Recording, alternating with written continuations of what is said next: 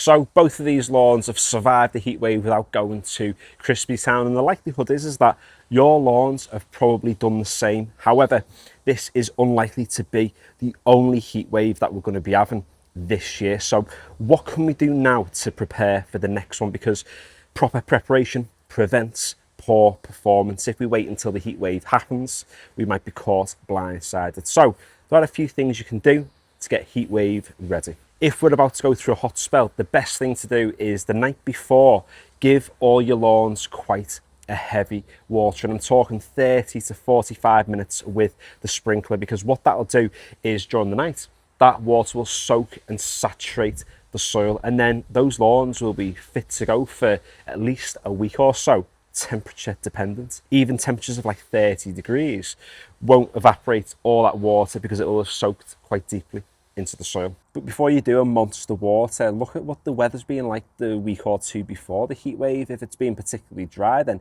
absolutely get on and do a really heavy watering. If it's been quite wet like it was before the heat wave that we've just had, then the soil is probably already quite hydrated, so don't waste the water if you don't need to use it. And the next thing you can do to prepare for the heat wave now is to install these fellas. And I'm not talking about the pizza slice or the shade tent, I'm talking about the two water butts we've got over here.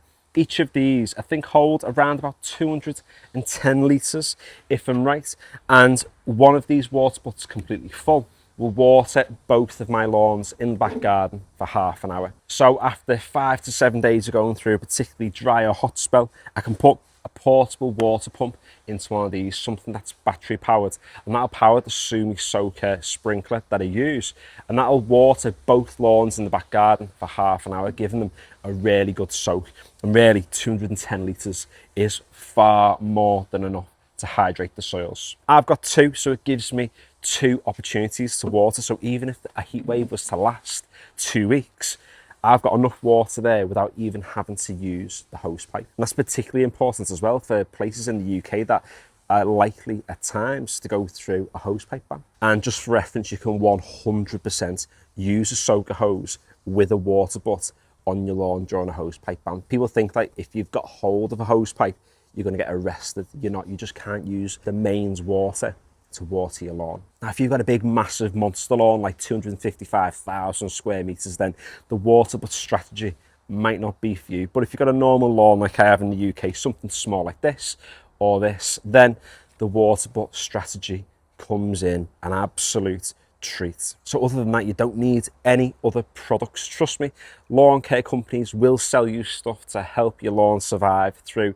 a hot spell, such as wetting agents, but believe me when I say it, you really do not need them. And I say that because I don't want people forking out unnecessarily for stuff they really don't need. If this lawn cut at 10 mil can survive a heat wave without a wetting agent, then pretty sure most general lawns in the UK absolutely can too. So I hope today's video has been useful, particularly with the prep for the next heat wave, which we are inevitably going to get within the next few months. Give the video a like if you have enjoyed it. Feel free to subscribe if you want to follow along with any more no-nonsense lawn tip videos. And finally, thanks for watching.